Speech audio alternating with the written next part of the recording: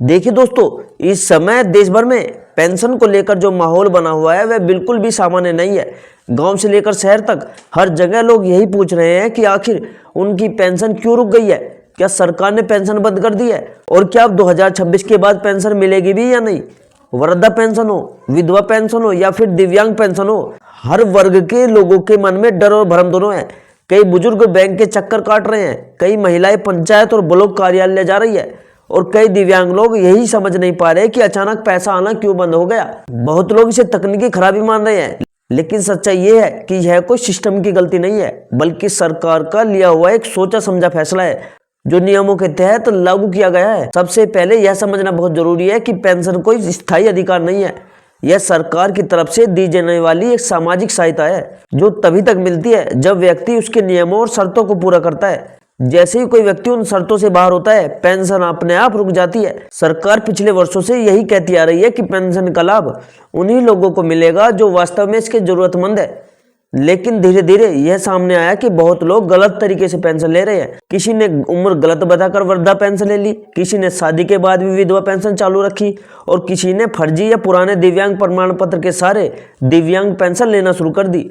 इन सब कारणों से सरकारी खजाने पर बोझ बढ़ता गया और असली जरूरतमंद लोग पीछे छूट गए। इसी समस्या को दूर करने के लिए केंद्र सरकार और राज्य सरकार ने मिलकर यह फैसला लिया कि 1 जनवरी 2026 से पूरे देश में दोबारा पेंशन की जांच की जाएगी। इस जांच का मकसद किसी को परेशान करना नहीं है, बल्कि यह देखना है कि जो व्यक्ति पेंशन ले रहा है वह आज भी उसके लिए पात्र है या नहीं। अब ये जांच सिर्फ कागजों के आधार पर नहीं हो रही, बल्कि डिजिटल तरीके से की जा रही है। आधार कार्ड, बैंक खाता, राशन कार्ड, परिवार पहचान पत्र, आय प्रमाण पत्र, मेडिकल रिकॉर्ड और जीवन प्रमाण पत्र, इन सभी चीजों को आपस में मिलाकर देखा जा रहा है। जैसे ही कहीं भी कोई गड़बड़ी दिखाई देती है, सिस्टम खुद ही पेंशन रोक देता है। सरकार ने यह भी साफ कहा है कि इस प्रक्रिया में महिला और पुरुष के बीच कोई भी भेदभाव नहीं होगा, चाहे लाभार्थी महिला हो या पुरुष हो, बुजुर्ग हो या दिव्यांग। अगर नियम पूरे नहीं होंगे तो पेंशन उनकी जरूर रुकेगी। वहीं अगर कोई दूसरा व्यक्ति पूरी तरह पात्र है, उसके दस्तावेज सही है, तो उसे डरने की कोई जरूरत नहीं है, उसकी पेंशन पहले की तरह चलती रहेगी। यह भी साफ कर दिया गया है कि पेंशन योजना बंद नहीं की गई है, बल्कि कई राज्यों में पेंशन की राशि भी बढ़ाई गई है। फर्क सिर्फ इतना है कि अब गलत लोगों को पेंशन से बाहर किया जा रहा है। अब बात करते हैं उन लोगों की जिनकी पेंशन सबसे ज्यादा चर्चा में है और जिनके बीच सबसे ज्यादा भ्रम फैला हुआ है। इनमें सबसे पहला नाम आता है विधवा पेंशन का। पिछले कुछ महीनों में देश के अलग अलग राज्यों से यह खबर आई है कि हजारों महिलाओं की विधवा पेंशन अचानक बंद कर दी गई। महिला बैंक गई, पंचायत गई, ब्लॉक कार्यालय गई, लेकिन हर जगह यही जवाब मिला कि अब वे इस पेंशन के लिए पात्र ही नहीं रहे। अधिकतर महिलाओं को ये लगता है कि एक बार विधवा पेंशन मिलनी शुरू हो जाए तो वह जीवन भर चलती है, लेकिन ऐसा बिल्कुल भी नहीं है। विधवा पेंशन एक सामाजिक सहायता है, उसका कोई स्थायी अधिकार नहीं होता। सरकार का नियम बहुत साफ है, अगर कोई महिला विधवा पेंशन ले रही है और बाद में उसकी दोबारा शादी हो जाती है तो वह स्वतः इस योजना के दायरे से बाहर हो जाती है। ऐसा इसलिए क्योंकि शादी के बाद ये माना जाता है कि महिला के जीवन यापन की जिम्मेदारी अब पति के साथ जुड़ जाती है। समस्या यह हुई कि बहुत सी महिलाओं ने शादी के बाद यह जानकारी विभाग को नहीं दी, कुछ ने जानबूझकर छिपाई, कुछ को लगा कि बताने की जरूरत नहीं है। पहले सब कागजी सिस्टम में पकड़ में नहीं आता था, लेकिन अब डिजिटल जांच के कारण सब सामने आ रहा है। अब सरकार आधार कार्ड, राशन कार्ड, बैंक खाता, परिवार पहचान पत्र और विवाह पंजीकरण जैसे दस्तावेजों को आपस में जोड़कर देख रही है। जैसे ही सिस्टम में यह संकेत मिलता है कि महिला का नाम पति के साथ जुड़ गया है या परिवार रिकॉर्ड में पति का विवरण आ गया है, उसी समय विधवा पेंशन रोक दी जाती है। कई महिलाएं यह कहती है कि उन्होंने शादी नहीं की, बल्कि केवल साथ रह रही है, लेकिन सरकारी रिकॉर्ड भावनाओं पर नहीं बल्कि दस्तावेजों पर चलता है। अगर दस्तावेज में विवाह के संकेत है तो उसी आधार पर फैसला होता है। इसके अलावा विधवा पेंशन रुकने का दूसरा बड़ा कारण है आय से जुड़ा हुआ।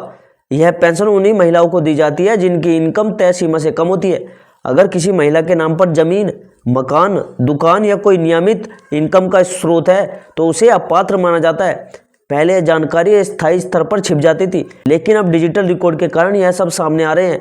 बैंक खाते में नियमित रूप से बड़ी रकम का आना भी जांच का कारण बन रहा है। अब बात करते हैं वृद्धा पेंशन की, जिससे देश के सबसे ज्यादा लोग जुड़े हुए हैं। बहुत से बुजुर्गों के लिए यह पेंशन ही जीवन यापन का एकमात्र सहारा होती है, इसलिए जब यह पेंशन रुकती है तो उनकी रोजमर्रा की लाइफ पर सीधा असर पड़ता है। वृद्धा पेंशन को लेकर सबसे बड़ा बदलाव उम्र और आय की दोबारा जांच को लेकर हुआ है। कई जगहों पर पहले उम्र का सही सत्यापन नहीं होता था। कुछ लोग 60 साल से कम उम्र में भी वृद्धा पेंशन लेने लगे थे। अब सरकार ने तय किया है कि आधार कार्ड, राशन कार्ड और बैंक रिकॉर्ड में जन्म तिथि एक जैसी होनी चाहिए। अगर इनमें जरा से भी अंतर पाया जाता है तो पेंशन रोक दी जाएगी आपकी। वृद्धा पेंशन रुकने का दूसरा कारण है इनकम और संपत्ति। अगर बुजुर्ग के नाम पर जमीन है, मकान है या कोई कीमती संपत्ति दर्ज पाई जाती है तो सिस्टम उसे आर्थिक रूप से सक्षम मान लेता है, भले ही उस संपत्ति से कोई आमदनी ना हो। ऐसे मामलों में पेंशन रोक दी जाती है और बुजुर्गों को ये साबित करना पड़ता है कि उसकी वास्तविक इनकम तय सीमा से कम है। इसके लिए आवेदन और दस्तावेज देने पड़ते हैं। अगर उसके बच्चे नौकरी में हैं या परिवार की कुल इनकम तय सीमा से ज़्यादा है तो कई राज्यों में वृद्धा पेंशन रोक दी जा रही है। यह नियम पहले भी था लेकिन अब इसे सख्ती से लागू किया जा रहा है। बहुत से बुजुर्ग यह कहते हैं कि बच्चे होते हुए भी वे उनकी हेल्प नहीं करते, लेकिन सरकारी नियम भावनाओं पर नहीं बल्कि रिकॉर्ड पर चलता है। वृद्धा पेंशन रुकने का सबसे बड़ा कारण जीवन प्रमाण पत्र भी है। सरकार हर साल यह प्रमाण मांगती है कि लाभार्थी जीवित है।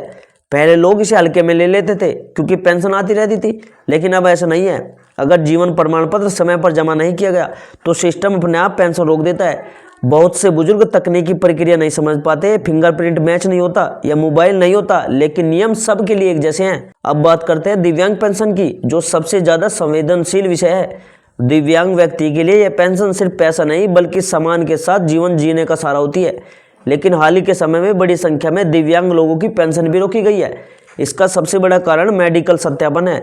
पहले एक बार दिव्यांग प्रमाण पत्र बन जाने के बाद सालों तक उसी के आधार पर पेंशन मिलती रहती थी, लेकिन अब सरकार ने तय किया है कि दिव्यांगता की स्थिति की समय समय पर जांच जरूरी है। बहुत से पुराने प्रमाण पत्र आज के नियमों के अनुसार मान्य नहीं रह गए। अब पहले जो प्रमाण पत्र बनते थे उनमें साफ नहीं लिखा होता था कि दिव्यांगता स्थायी है या अस्थायी। पहले जो प्रमाण पत्र बने थे उनमें यह साफ नहीं लिखा होता था कि दिव्यांगता स्थायी है या अस्थायी।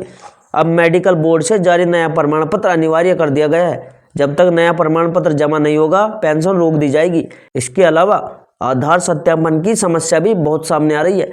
कई दिव्यांग लोगों के फिंगरप्रिंट या आंखों का स्कैन काम नहीं कर रहा, जिससे केवाईसी अधूरी रह जाती है और पेंशन अटक जाती है। अब सबसे जरूरी बात यह समझना है कि अगर आपकी पेंशन रुक गई है तो घबराने की जरूरत नहीं है। अधिकतर मामलों में पेंशन स्थायी रूप से बंद नहीं की जाती बल्कि अस्थायी रूप से रुक जाती है ताकि दस्तावेजों की जांच हो सके। सबसे पहले यह पता करना जरूरी है कि पेंशन किस वजह से रुकी है। इसके लिए गांव में पंचायत कार्यालय और शहर में समाज कल्याण विभाग या नगर निगम कार्यालय में आपको जाना होगा।